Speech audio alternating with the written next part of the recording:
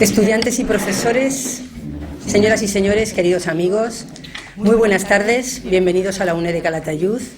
Un saludo muy cordial para el centro de la UNED de Barbastro, el centro de la UNED de Teruel y las extensiones de Fraga, Sabiñánigo, Caspe y Ejea de los Caballeros.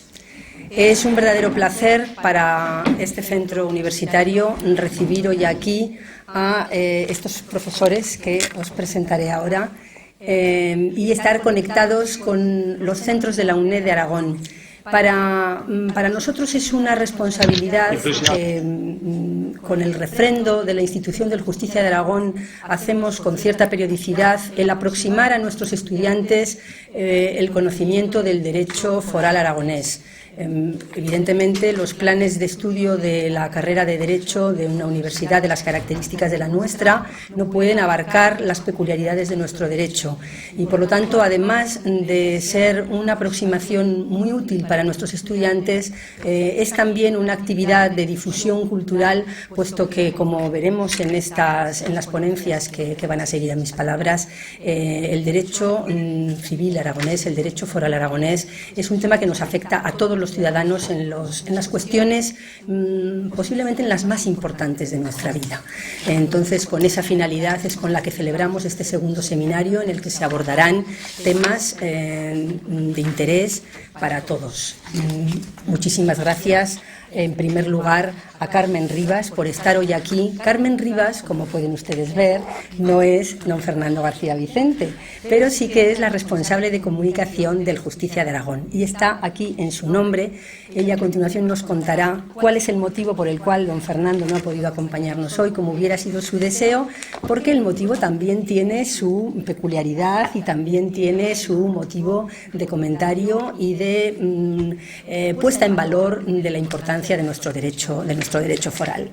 Nos acompañan también la profesora Aurora López. Muchísimas gracias, Aurora, de la Universidad de Zaragoza. Ella ya ha estado también en Calatayud en otras ocasiones y nos ha hecho saber sus conocimientos acerca del derecho foral aragonés.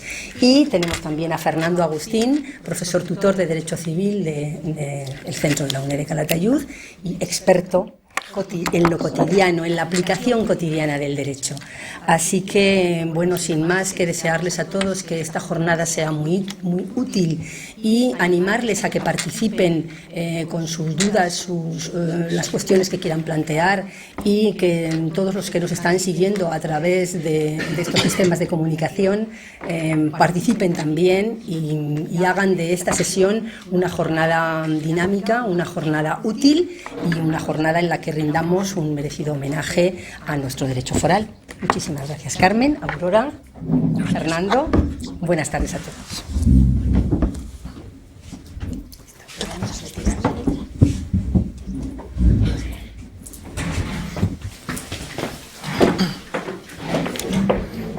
Bueno, buenas tardes a todos. Voy a acercarme un poquito el micrófono. Hasta a punto me da tener este lugar preferente en la mesa que le correspondería a Fernando García Vicente, no a mí. No nos parecemos mucho, aunque después de 15 años trabajando juntos me falta tener el pelo blanco, ¿no? A todos ustedes que están aquí presentes y a los que están también en Teruel, en Barbastro, Caspe, Sabiñánigo, Ejea, darles las gracias. Es una hora muy mala, son las 4:30, pero bueno, eso les garantiza una tarde de invierno muy bien aprovechada. Eso también es verdad, Primero, además de darles las gracias a ustedes por su presencia, al Centro de la UNED, en el nombre de Ana Laguna, su directora, por haber confiado en la institución del Justicia de Aragón un año más para participar en este seminario.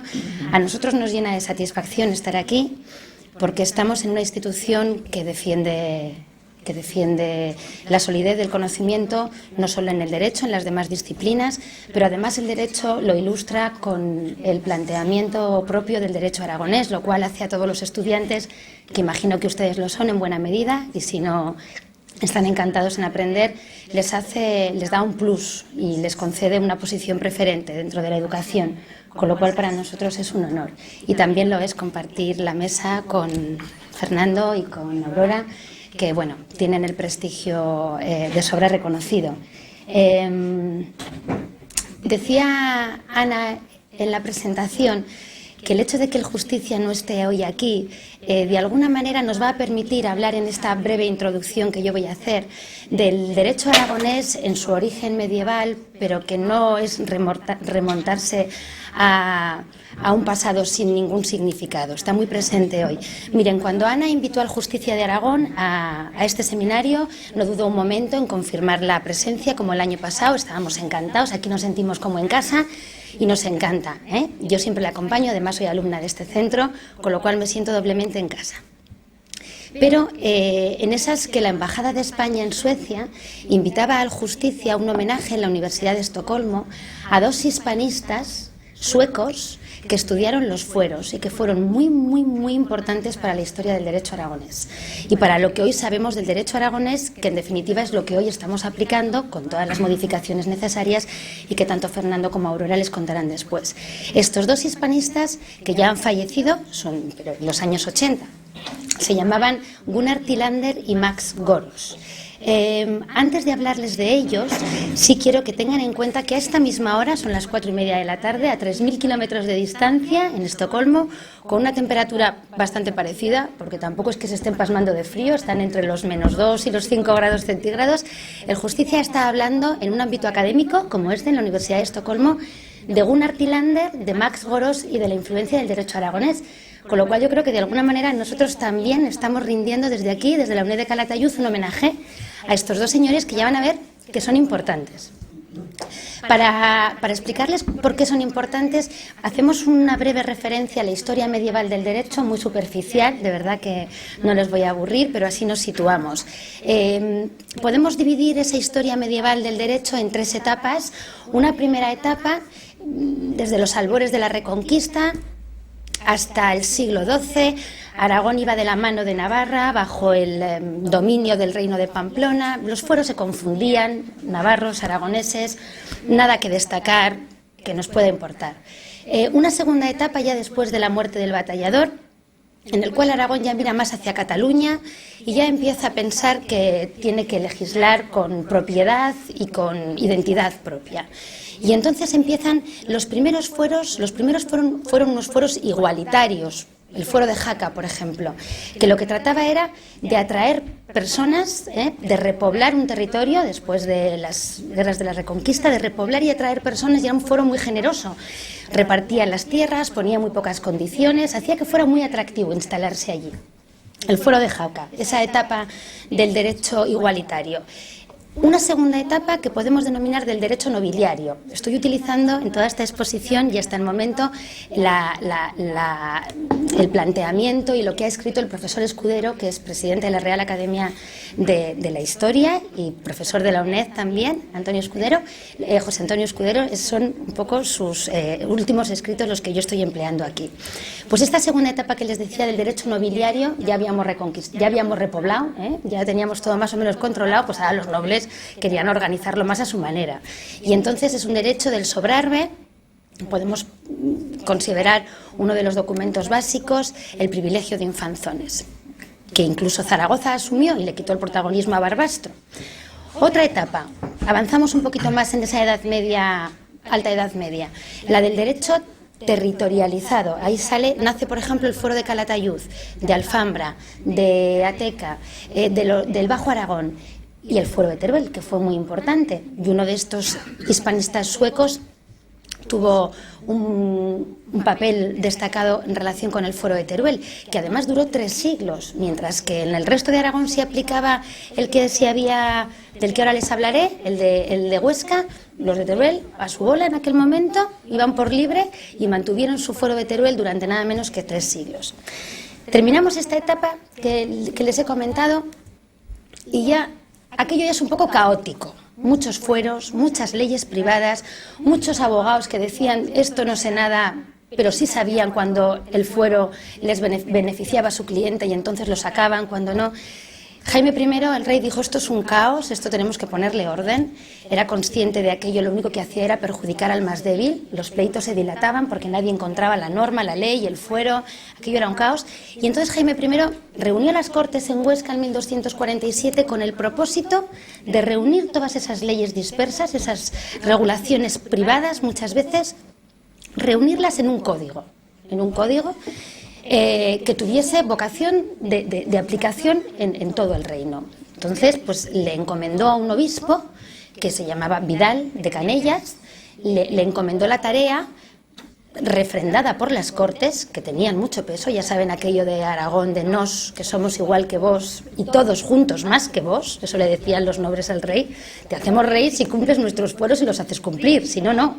Quiere decir que las Cortes, el rey le encomendó que lo hiciera, pero las Cortes estaban detrás.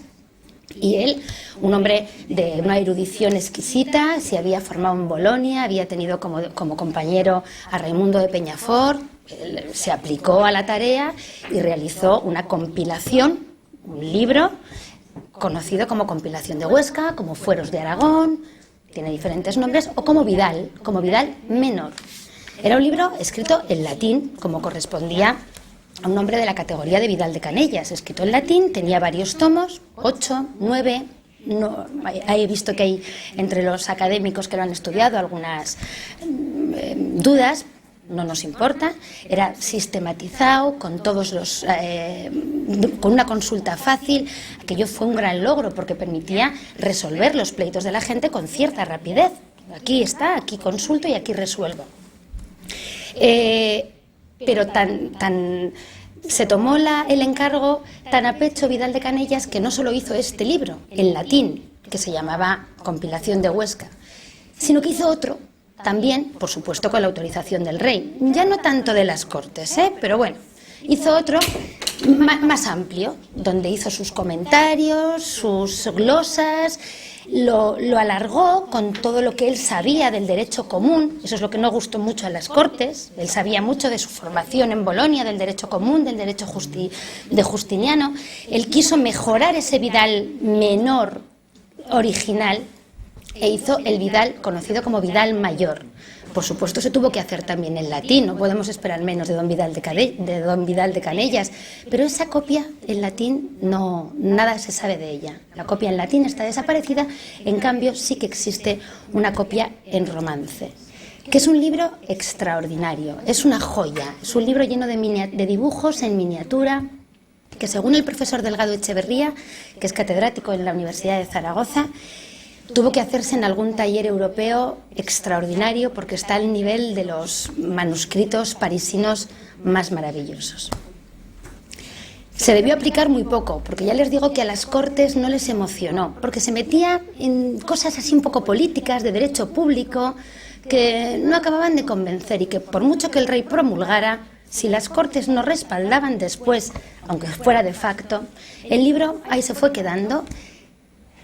En 1300 se habla de él y debía estar en un estado estupendo, pues quiere decir que no se había aplicado mucho y se seguía aplicando el Vidal Menor. Aquel primero, en latín, también estupendo, nada que objetarle, más reducido, y ya con los años, pues desde 1247 hasta que termina la Edad Media, se va ampliando con el Fuero de Gea, donde se reconoce al justicia con jurisdicción en todo el reino y para dirimir los conflictos entre el noble y el rey, se le incorpora el privilegio general, que es lo que limitaba realmente el poder del rey, se va incorporando, se va cerrando esa legislación con el nombre de Fueros de Aragón y se va aplicando en todo el reino. Nos vamos a quedar aquí porque entran nuestros suecos. Al Vidal Menor, ese tan precioso en romance que nos consta que se hizo y que se había utilizado poco, se le pierde la pista. Hay una referencia en 1600 de que existe, un justicia lo nombra en alguna de sus observancias, que ya saben que después de los fueros estos que hemos ido hablando, ya cerrados vinieron las observancias, que era como lo aplicaban los jueces, los justicias, se le pierde la pista. Y ya no se recupera la pista hasta 3 siglos después, hasta el siglo XIX. En el siglo XIX parece ser que el libro se descubre en el despacho de un abogado zaragozano, Franco y López, que a ustedes les sonará porque tiene una calle en Zaragoza. Un hombre, un estudioso, un hombre muy amante del derecho aragonés, que lo tenía como lo que era, como un tesoro. Ya lo tenemos localizado, la versión romance del Vidal Mayor, en Zaragoza, en el despacho de este prestigioso abogado. Muere Franco y López y sus herederos lo venden a un comerciante inglés. A un comerciante inglés que ustedes, pero no sabemos quién tampoco. 1906 aproximadamente, un comerciante inglés, y desaparece. El libro sale de España, sale de Aragón, sale de España, y volvemos a estar otra vez sin saber dónde está esa joya básica para el estudio del derecho aragonés y de la lengua romance de aquella época. Y entonces aparece Gunnar Thilander, este señor sueco, que fíjense, pues dicen ustedes, en Suecia, pues es un catedrático de la Universidad de Estocolmo, un catedrático de filología, experto en lenguas romances, jurista, historiador, que en los años 30 se viene a investigar a España, me imagino que atraído pues por la idiosincrasia española y por lo que a los del norte les pueda parecer el sur. Fue al Centro de Estudios Históricos a Madrid, allí conoció a Menéndez Pidal, que le dijo: ¿por qué no estudias tú los fueros? Eres un hispanista, tienes inquietud por las lenguas romances, ¿por qué no estudias los fueros navarros, los fueros aragoneses? Años 30, el señor se metió en la tarea, dedicó su vida académica y su vida a estudiar los fueros. Primero localizó el Vidal Menor, el que les he hablado antes, en versión latina, lo editó, lo hizo fenomenal, pero ya tenía metido el gusanillo y el hombre quería encontrar el Vidal Mayor, el que les ha hablado, que ya le habíamos perdido la pista, había salido de Aragón y de España, y empezó a investigar. Volvió a Zaragoza, preguntó, y al final descubrió que el libro lo habían vendido a un señor que se llamaba Charles Williams Perrins, un inglés, no sé si les sonará, por ser era el heredero de la fábrica de la salsa Perrins. Este señor en realidad era el nieto del que ideó la fórmula secreta, que es secreta. Era el nieto y había heredado la fábrica también de su padre. Era un intelectual, tenía una de las mayores colecciones de libros medievales y con miniaturas que ha habido en el mundo, extraordinaria, y él tenía el Vidal Mayor. Entonces Gunnar Thilander, después de una investigación policíaca que bien podría dar para un libro, lo encontró y le pidió por favor si lo podía estudiar, lo podía analizar. No hubo ningún problema, le dio todas las facilidades del mundo, y ahí en 1956, después de años de trabajo, la obra cumbre del señor Thilander fue una edición del Vidal Mayor en 3 tomos, una edición que se publicó en Suecia, financiada por instituciones privadas. Se publicó dentro de una colección sobre leyes medievales españolas. Estaba compuesto de 3 libros, un primer libro con un prólogo y las miniaturas en blanco y negro, me imagino que no podía hacer mucho más, un segundo libro con la transcripción de todo el fuero, todos los artículos para que nos entendamos, y un último libro de comentarios. Aquella obra en 3 tomos mereció los elogios más absolutos de toda la crítica europea, de todos los grandes historiadores, García Gallo y otros de su nivel, que lo situaron en el top de las investigaciones con aplicación. 1956 marcó, por lo tanto, un antes y un después en el estudio del derecho aragonés. A partir de ese momento, los historiadores, los profesores, los académicos ya tenían el documento del cual tirar para saber, en definitiva, qué es lo que se legisló en aquel momento y qué es lo que nos ha llegado ahora. Este libro, él lo pudo estudiar, pero se lo devolvió a Perrins, claro, era de Perrins, se lo devolvió a Perrins. Y el señor Perrins, después de la Segunda Guerra Mundial, necesitaba dinero para reconstruir su fábrica de salsas. Y entonces, pues ahí el libro otra vez que se subastó. No se sabe quién compró en ese momento, pero sí se sabe el segundo comprador, que fueron Peter e Irene Ludwig. Este libro está asociado a la alimentación, definitivamente. Irene Ludwig, una familia alemana de gran capacidad económica y también unos benefactores, eran los dueños. Ella era la dueña de la fábrica Nestlé. Ya digo que este libro está asociado a la alimentación, que compró también el Vidal Mayor. Para hacer una ampliación de la fábrica tuvo que vender el Vidal Mayor, si ya les digo, junto con otra parte de la colección bibliográfica, evidentemente. Vendió el Vidal Mayor, que acabó en la Fundación Paul Getty, en California, en concreto en Malibú. Y ahí es donde está ahora el Vidal Mayor. Está en Malibú, en una vitrina maravillosa, situado con todo esmero en un lugar privilegiado, no lo tenemos aquí. nos lo dejaron traer en un momento determinado, creo que fue en 1989, una exposición y luego para que la Diputación Provincial de Huesca pudiese hacer una edición facsímil estupenda, que es lo que nosotros tenemos del Vidal Mayor. Bueno, nos falta el otro hispanista, es que como era discípulo de este primero, Max Goros, tiene un papel un poco menos protagonista, que él, por encargo de su maestro, de Tilander, lo que hizo fue editar El Fuero de Teruel. El Fuero de Teruel, en una edición maravillosa, también una lista de jueces de Teruel de la época y otra serie de documentos, no solamente jurídicos, sino también lingüísticos. Los dos se convirtieron en dos grandes expertos del romance aragonés. Por eso estos dos señores fueron tan importantes en un momento determinado para la historia del derecho aragonés. Y ahora ustedes serán la pregunta, ¿y por qué les hacemos un homenaje en este momento? Pues desde Aragón, desde Estocolmo y desde la UNED de Calatayud. Pues porque con motivo del 25 aniversario del Foro de Derecho Aragonés, que es una iniciativa jurídica que reúne a todas las profesiones jurídicas para estudiar el derecho actual, este año 2015, a finales, se decidió que la sesión inaugural fuera un homenaje a Gunnar Tilander y a Max Goros. Se hizo un acto en Zaragoza, en el Colegio de Abogados, pues con todos los honores, presidido por don Carlos Carnicet, al que vino la embajadora de Suecia en España, y ahora, como continuidad a ese acto, la Universidad de Estocolmo organiza este homenaje a los dos hispanistas suecos al que el Justicia tenía que acudir. Por eso les digo que a esta hora, que son las 4, ahora ya son casi las 5, el Justicia probablemente esté terminando una exposición mucho más profunda que estas, sin lugar a dudas, pero con la misma esencia, la idea de reivindicar el papel importante que estos dos estudiosos jugaron para el derecho aragonés. Y yo es lo que les quería contar, además de verdad excusar la presencia de don Fernando, porque aquí se siente como en casa, pero no ha podido ser, y espero que disfruten del seminario, que lo aprovechen, porque es una iniciativa extraordinaria. Nada más y muchas gracias.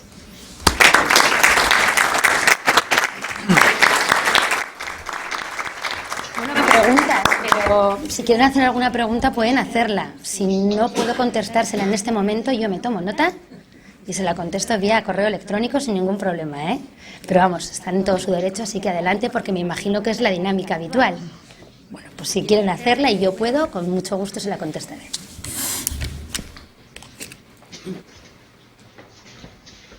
Pues les agradezco que sean conmigo bondadosos, ¿eh? Muchas gracias. Bueno, pues gracias, Carmen, porque hemos aprendido unas cosas estupendas, la verdad. Además de las que no vienen normalmente en los libros de derecho. Claro, que claro. Nos has dado una panorámica entre líneas de no solo del derecho, sino de la historiografía y de cómo se fraguan estas cosas, ¿no? Bueno, yo voy a realizar una intervención ya, creo que menos entretenida, pero bueno, más jurídica. No quiero decir que no sea jurídico, quiero decir más de acuerdo con la letra de la ley, y voy a hablar sobre la legítima, ¿no? Bueno, pues nada. Quiero dar algunas nociones básicas y generales. La legítima, que está regulada en nuestro Código de Derecho Foral de Aragón, los artículos 318 y siguientes. Bueno, ¿qué es la legítima? Podemos decir que la legítima es la porción de bienes de la que un causante no puede disponer libremente porque la ley la reserva a determinadas personas. Por lo tanto, la legítima es la primera y más evidente limitación a la libertad de testar, ¿no? El derecho aragonés es un derecho muy permisivo, es un derecho con un amplio grado de libertad civil, pero la legítima constituye, sin duda, un freno a esa libertad. Bueno, es una institución que existe en derecho aragonés desde siempre, pero que sociológicamente, no solo en Aragón, pues muchas veces se discute. Tiene que haber legítima. La legítima se origina en un momento en el que había que traspasar los patrimonios familiares para asegurar su subsistencia. Con las modernas formas de vida, en el mundo anglosajón, por ejemplo, el concepto de legítima, tal y como lo entendemos, pues no existe como tal. Se plantea el problema. Siempre es un eterno debate. Cuando se van a modificar las leyes, se plantea el problema. ¿Conservamos la legítima? ¿No la conservamos? ¿Le damos más entidad cuantitativa? O sea, ¿la hacemos grande? ¿La hacemos pequeña? Desde luego, en el año 99, que es cuando la norma actual que regula las sucesiones está integrada dentro del Código, pero materialmente surgió en el año 99, fue la Ley de Sucesiones. Hoy lo que hay es una refundición en el Código, no hay un cambio sustantivo. Quería decir que en el año 99 la legítima ya pasó de ser 2/3 de la herencia a ser la mitad de la herencia. O sea que sí que se aprecia una tendencia a su disminución. Bueno, la principal característica de la legítima en derecho aragonés es que es una legítima colectiva. ¿Qué significa eso? Que un señor, en su testamento, puede ordenar lo que quiera, pero que por lo menos la mitad de lo que tiene debe ir a parar a descendientes. Descendientes. Pero a partir de ahí se lo puede dejar a hijos, a nietos, todo a uno, repartido por igual. Eso da mucho juego. Ahora volveremos sobre eso. Por tanto, un sistema diferente al que hemos estudiado tradicionalmente en el régimen del Código Civil. Recordáis, es un sistema de tercios, uno se puede mejorar, pero otro se tiene que repartir por igual. En Aragón yo estoy cumpliendo perfectamente con la ley si dejo a mis hijos sin nada y se lo dejo todo a mi nieto. Bueno. Otra cosa luego es el tema fiscal, porque también hay que comprender que, por ejemplo, tal y como está hoy, el impuesto que grava las sucesiones y las donaciones es un impuesto cedido a las comunidades autónomas, y tal y como está la regulación hoy, dejar la legítima a hijos tiene unas importantes exenciones fiscales que no tiene dejar la legítima a los nietos, salvo que haya muerto el padre intermedio. No sé si me explico. O sea, si tú dejas al nieto porque ha muerto el padre, tiene los mismos beneficios fiscales que tendría su padre. Pero si tú dejas al nieto saltando por encima del padre que vive, entonces las exenciones fiscales son mucho más reducidas. Bueno, la legítima se puede atribuir de cualquier forma, se puede dar por vía de testamento, se puede dar por vía de donación, inter vivos. Una cosa que yo doy a mi hijo ahora puede ser legítima ahora mismo, dada. No necesariamente tiene que ser por herencia. Y luego la ley prevé que hay unos legitimarios de grado preferente. O sea, venía diciendo que la legítima se puede dejar a cualquier descendiente, pero si yo digo simplemente que dejo mi legítima a mis legitimarios, se entiende que estoy instituyendo a mis hijos, y si alguno ha fallecido o no tiene capacidad, a los hijos de él. Si ha renunciado o no. Si un hijo mío renuncia a mi herencia o a mi legítima, nada pasa a sus propios hijos.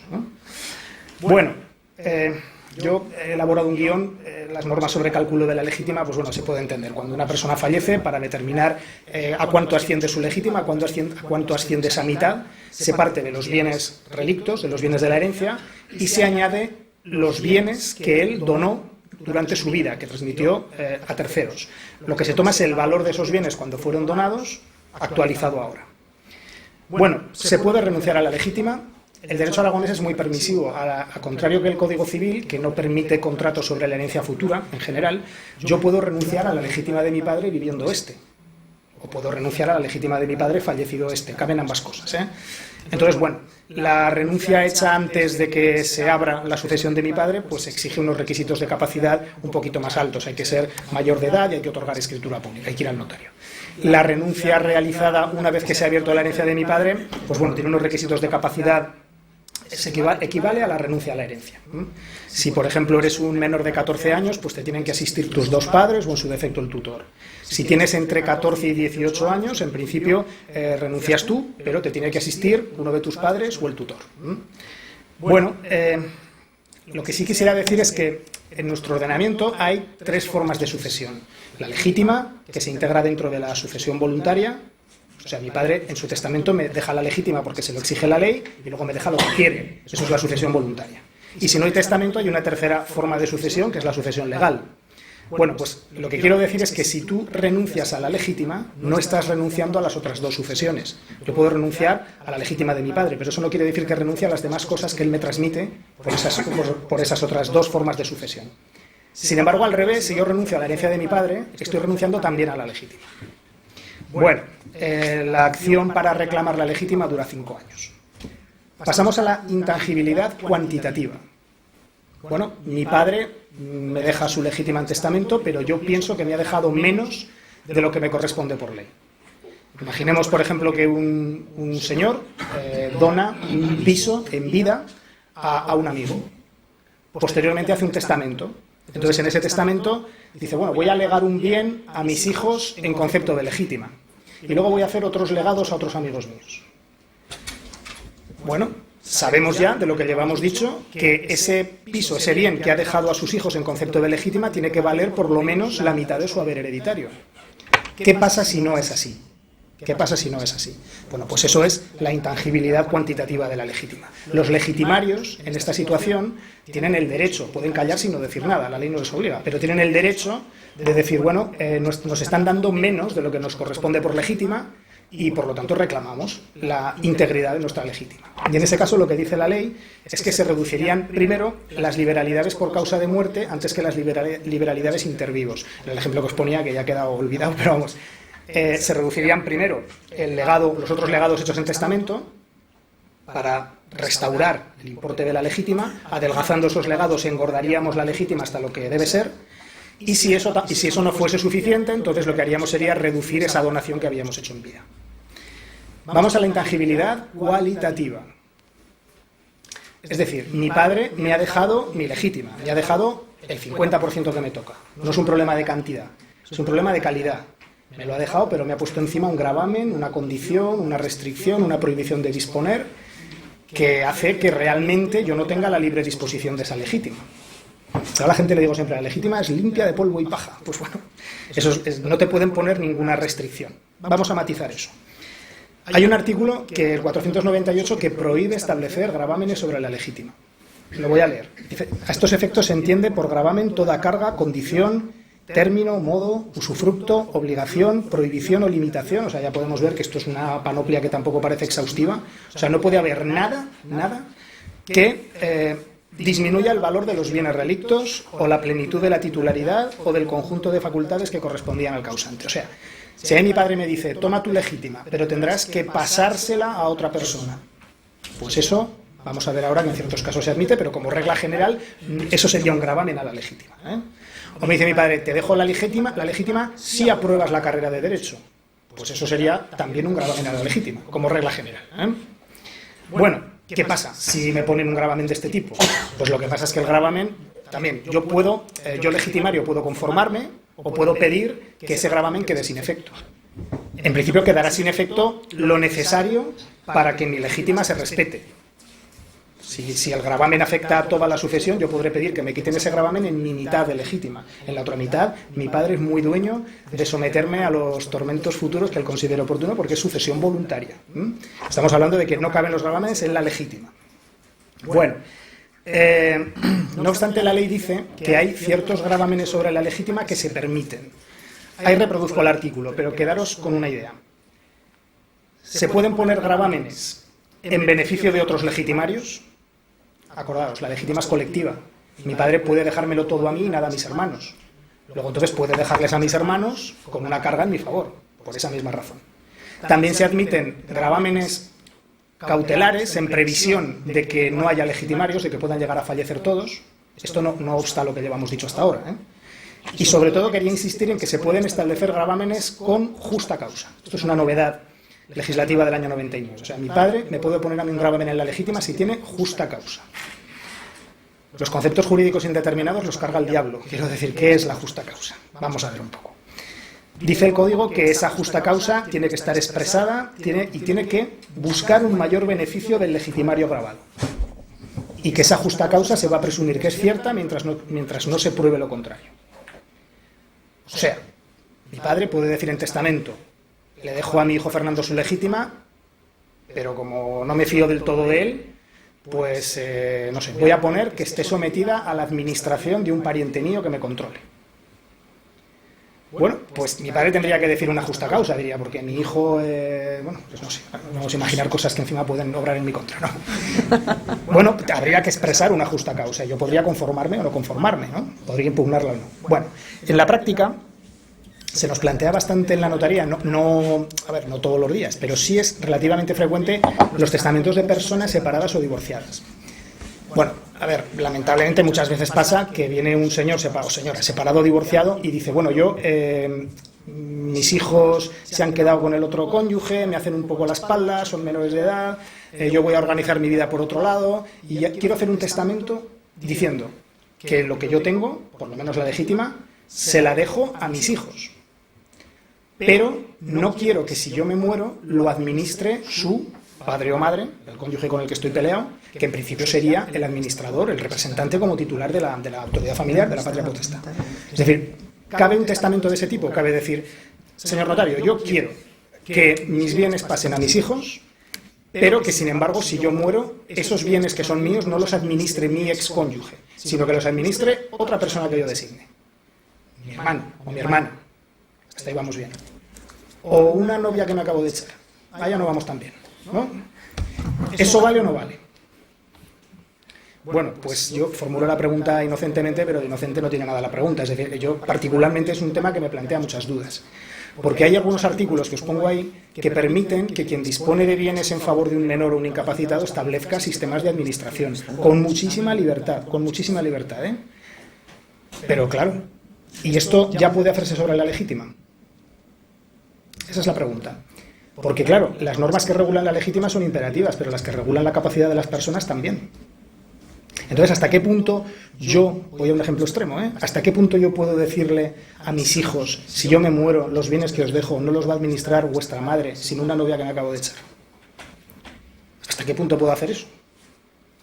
Bueno, pues es un tema bastante abierto, ¿eh? Yo particularmente, este tipo de testamentos que, como os digo, la gente los pide, bueno, yo lo que hago es ver un poco lo que dice, o sea, la ley lo que está diciendo es que se pueden poner gravámenes a la legítima con justa causa y que habría que demostrar que el que diga que no existe justa causa que lo pruebe. O sea, que parece que la ley en este punto sí se pone de parte del testador. Yo sí pongo esos gravámenes a la legítima, pero intento poner una justa causa. Y les advierto de que llegado el momento el hijo o el representante del hijo podría impugnar. Porque a mí no me parece tan claro y tan pacífico.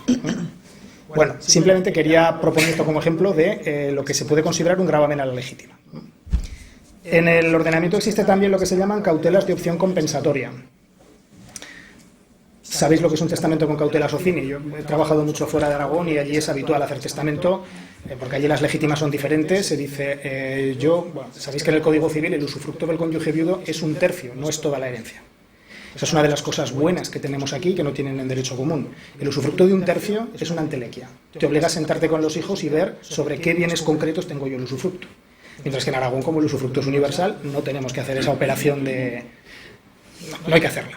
Entonces, bueno, en el derecho común, como no tienen eso, plantean a los hijos una especie de no quiero decir chantaje, pero bueno, les plantean... No, chantaje no es justo decir. Pero les plantean una especie como de negociación.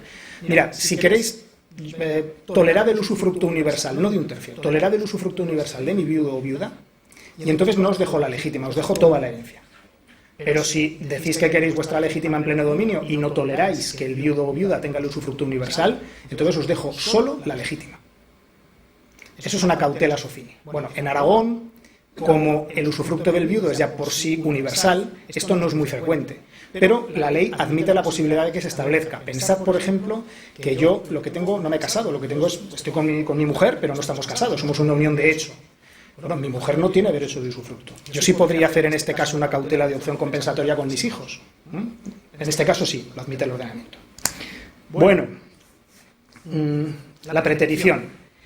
Mirad, la preterición es olvidarse de un legitimario, para decirlo claro. O sea, dice el artículo 503, se entienden preteridos aquellos legitimarios que, no favorecidos en vida del causante ni en su sucesión legal, no han sido mencionados en pacto o testamento. Preterir es olvidarse de un legitimario, en este caso. Bueno, en nuestro ordenamiento se entiende que un legitimario no está preterido si hay una mención suficiente. Es decir, si yo tengo 2 hijos, en mi testamento tengo que mencionar a mis 2 hijos. Porque si no digo que... Luego, una vez que he dicho que tengo 2 hijos, puedo nombrar, puedo dejarle la legítima al que quiera. Ya hemos visto que es colectiva y se puede distribuir. Pero tengo que decir que tengo 2 hijos. Hoy es tan sencillo como eso. Decir en cualquier parte del testamento que tengo 2 hijos. Antes del 99 había un serio problema porque se estimaba que no era suficiente con esto. No era suficiente con que en cualquier parte del testamento uno dijera que tenía varios hijos, sino que había que nombrarlos, excluir expresamente al que no querías dejarle nada o hacerle una atribución simbólica. Si veis algún testamento antiguo es frecuente decir te dejo 6.000 pesetas. Bueno, eso, como digo, se estimaba que era necesario antes del 99. Ahora ya no lo es. Basta con que en cualquier parte del testamento se mencione los hijos que tienes. Incluso hay una disposición transitoria que dice que para los testamentos otorgados antes del 99 se aplica también este régimen moderno, es decir, no hace falta que el hijo se le haga una atribución simbólica o que en la parte dispositiva del testamento se le mencione, basta con que en cualquier parte del testamento se diga que existe este hijo.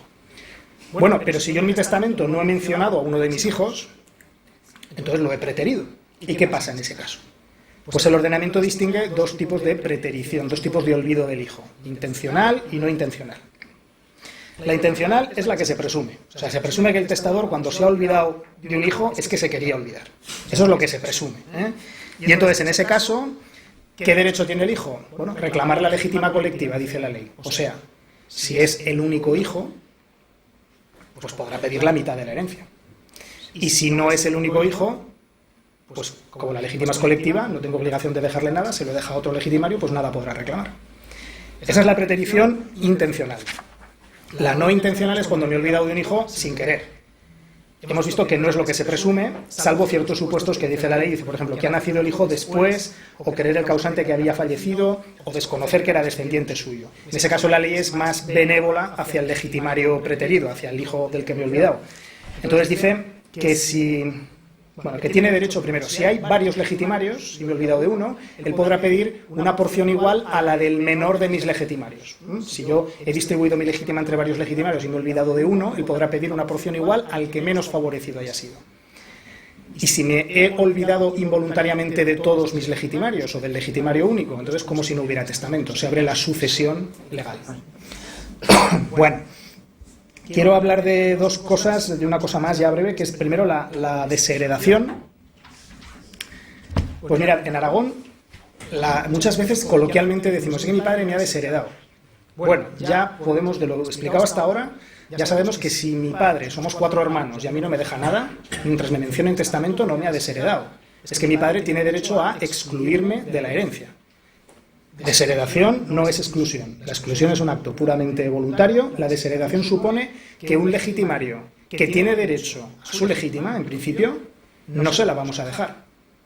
Esto solo es posible como una sanción. La desheredación es lo digo yo, no es que lo diga la ley que sea una sanción, pero es ante determinados supuestos que se consideran patológicos, que ahora vamos a ver, el ordenamiento permite, entre comillas, sancionar al legitimario privándole de su legítimo. Eso sí insisto en que entendáis que diferente es que te excluyan de la herencia de tu padre, que eso tu padre puede hacerlo libremente si hay otros legitimarios, sin dar ninguna explicación ni argumentar ninguna causa, no está obligado a ello. Y otra cosa es la desheredación, que es decir, bueno, yo soy hijo único, tengo derecho a mitad de la herencia, pero mi padre me va a dejar sin nada, me va a dejar sin legítima. Eso solo procede en ciertos casos. Bueno, los que sois alumnos de la UNED, pues hemos estudiado las causas de desheredación en el Código Civil y en Aragón pues son parecidas. Os pongo aquí las causas. No quiero hacer un análisis en profundidad, pero quiero que veáis ese componente de sanción, entre comillas, que tiene la desheredación. Padres que abandonan, prostituyen o corrompen a sus descendientes, pues en principio estos no pueden heredar a los descendientes, están privados de su legítima. Condenados por haber atentado contra la vida del causante, bueno, las leéis pero ya veis lo que es, ¿no? Por ejemplo, haber maltratado de obra o injuriado gravemente. Fijaros, el mecanismo es un poco al que os decía al hablar de los gravámenes a la legítima. Desde luego, no se puede desheredar técnicamente, no se puede desheredar a una persona sin expresar la causa. Tienes que expresar la causa. Y si luego el legitimario, abierta la sucesión, considera que esa causa no es cierta, podrá impugnarla y reclamar su legítima. Pero en principio la ley le da, entre comillas, el mango de la sartén al testador. Es decir, es el testador el que puede decir, bueno, aquí hay una causa de desheredación, yo desheredo, y luego el que quiera que impugne. No es al revés. No es que se diga, no, es que si el testador no prueba la causa de desheredación, no surte efecto. No, el testador no tiene que probarla. Y si el legitimario no la impugna y no la niega, la causa de desheredación sigue su curso. Bueno, quería deciros que entonces, si por ejemplo el legitimario niega la certeza de la causa de desheredación, ¿quién tendría que hacer valer esa causa de desheredación? O sea, serían los herederos contra quién, el causante ya muerto, contra los herederos del causante, que son la otra parte afectada. Es decir, el causante tiene un hijo legitimario y dice, no te dejo tu legítima porque me has maltratado de obra o me has injuriado gravemente. Que no creáis que es tan raro que venga un señor y te diga, esto de que te hayan condenado por la muerte dolosa es más complicado, pero que te diga, no, es que mi hijo delante de testigos me maltrató de obra o me insultó gravemente. Claro, tú tampoco le puedes decir, pruébemelo. En este caso la ley yo creo que es generosa. En principio tú le adviertes, pones la causa de desheredación y si luego, y lógicamente si la legítima no va a ese hijo, irá a otras personas que has instituido herederos en el resto. Si luego el hijo legitimario niega la certeza de esa causa de desheredación, tendrá que ser mis herederos los que serían beneficiados porque les van a parar esos bienes, los que tendrían que defender la certeza de la causa. Bueno, yo voy a concluir aquí la intervención porque considero que los aspectos básicos de la legítima son los que más o menos he explicado. Técnicamente se puede explicar mejor y os pido que leáis el documento porque en definitiva es una especie de resumen de la ley coordinado con otras normas, o sea, está bien. Pero yo simplemente quería apuntar estas líneas básicas de la legítima en Aragón y ceder la palabra a cualquiera de vosotros que quiera formular alguna pregunta. Gracias. Bien. Yo tengo una pregunta. Hala, Adela, dime. A ver,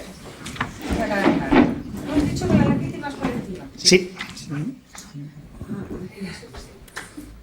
Vale, entonces, podemos coger toda la legítima y dejársela a un descendiente. La legítima es colectiva y consiste en eso, precisamente. Sí, ¿Y el resto también se lo podemos dejar al mismo descendiente y los demás quedarse sí, en eso consiste. en Aragón? ¿Y en Sí. el común? En el común no. ¿Común No, las legítimas, tal vez me ha faltado decir eso, os decía que las legítimas que existen en muchos ordenamientos, en los anglosajones no, que en unos ordenamientos hay más legítima que en otros. En el régimen del Código Civil, sabes que hay un tercio de legítima estricta que tiene que ser para todos los legitimarios por partes iguales. Si tengo 3 hijos, un tercio de un tercio, o sea, un noveno, tiene que ser necesariamente para cada uno de ellos, como mínimo. En Aragón no. En Cataluña la legítima es como en Aragón, bueno, no es como en Aragón, es el 25% y hay que repartirla entre todos los hijos. No es la mitad como aquí, pero hay que dejar a todos. En Navarra no hay legítima a efectos materiales. Cada ordenamiento es un poco diferente. Entonces, ¿es la única comunidad que puede desheredar al resto? Con Navarra. Con Navarra. Pero ya te digo que no es desheredar, es excluir. Es una forma... Sí. Sin nada. Eso es. Como dice Carmen, te dejan sin nada. Te dejan sin nada. Bueno, pero esto no se lo comentes a tus padres y ya está. No de salir de aquí. Bueno, pues nada. Sí. Bueno, a ver. Espera, luego vamos primero por delante y luego por detrás, ¿vale? Y dime. Sí, perdón, a mí no me queda muy claro entonces cómo queda en Aragón el tema del usufructo de viudedad Sí. y la legítima. Entonces, ¿se puede grabar la legítima con ese usufructo? Vale, igual no he sido suficiente claro. Mira, la legítima es una atribución por ley, ¿no? Y el usufructo de viudedad también. Eso no se considera gravamen a la legítima. O sea, si yo fallezco y mis hijos tienen su legítima, mi mujer va a tener el usufructo porque lo dice la ley. Eso no se consideraría un gravamen a la legítima. Ahora, si yo no estoy casado con mi mujer y le quiero dejar en testamento un usufructo universal, eso en principio sí plantea una pugna, sí plantea un gravamen a la legítima, pero la ley expresamente nos lo permite en eso que os he dicho, cautelas de opción compensatoria, esa especie de cautela socinia aragonesa que regula el artículo 500. Muy bien. En la misma línea, que quería saber qué primaría más, un porcentaje de usufructo mayor al 50%, no hereditario, o la legítima del 50% de caudal. O sea, la pregunta sería esa, ¿no? Si lo mismo, o sea, que si tendría más fuerza el usufructo que la legítima en ese 50% que es legítima. Sí, una división de la propiedad. Parece que la viuda tiene 25 años, el usufructo estaría valorado 79 menos 25 en un 64%, claro, cogería la mitad de libre disposición más una parte que tendría que ir hacia la legítima. Pues es que en Aragón el usufructo de viudedad, como por ley es universal, no se considera gravamen a la legítima. Es así. Grava la legítima y el heredero ahí no puede quejarse, ¿eh? Si es el usufructo legal, si es un usufructo voluntario que has constituido tú, eso ya es otra cosa. ¿Alguien más? Dime. Y si alguien no hace herencia, porque estamos hablando con el testamento, si hacen testamento está claro, pero si no hacen testamento... Bueno, buena pregunta. Si no hacen testamento, la solución, la pregunta es que estamos hablando de la legítima como un gravamen en el testamento, y la pregunta es si en la sucesión intestada, cuando no hay testamento, hay legítima o no. Es que no tiene sentido plantearse eso, porque en ese caso la legítima se integra dentro de la sucesión intestada. Es decir, cuando no hay testamento, el ordenamiento busca unos parientes en orden de preferencia. Empezaríamos por los hijos. Qué curioso que son también los legitimarios. Es decir, la legítima quedaría embebida, absorbida dentro de la sucesión intestada. Iría dentro ya. Bueno, no he dicho que en Aragón, a diferencia del Código Civil, los ascendientes nunca son legitimarios. Sabéis que en el régimen del Código Civil, si no tienes hijos, los padres tienen derecho a una determinada porción de bienes dependiendo de que haya cónyuge viudo o no. En Aragón nunca los padres son legitimarios. Pueden ser sucesores intestados, pero nunca legitimarios. Dime. Perdona, volvemos al mismo caso. En caso de que, por ejemplo, una persona tenga 2 hijos y después aparezcan otros 2 hijos, en caso de que no haya hecho testamento, ¿vale? En el mismo supuesto, ahí entonces... se abre la sucesión intestada y tenemos 4 hijos. Vale. Eso es, tan sencillo como eso. Bueno, yo también quería agradecer mucho la atención a los compañeros que nos siguen desde otros centros, porque encima me imagino que les llegará, siempre que estás lejos, pues la cosa no es tan inmediata, y yo pues también, si tienen alguna pregunta o alguna observación que hacer, pues por supuesto no me olvido de ellos, al revés. Les agradezco muchísimo la atención con la que han seguido la exposición. Bueno, pues entonces, si no hay más preguntas, yo por mi parte doy por terminado el tema y agradezco de verdad muchísimo la asistencia, tanto presente como telemática. Creo que es un éxito de todos y que da gusto, la verdad. Ya está.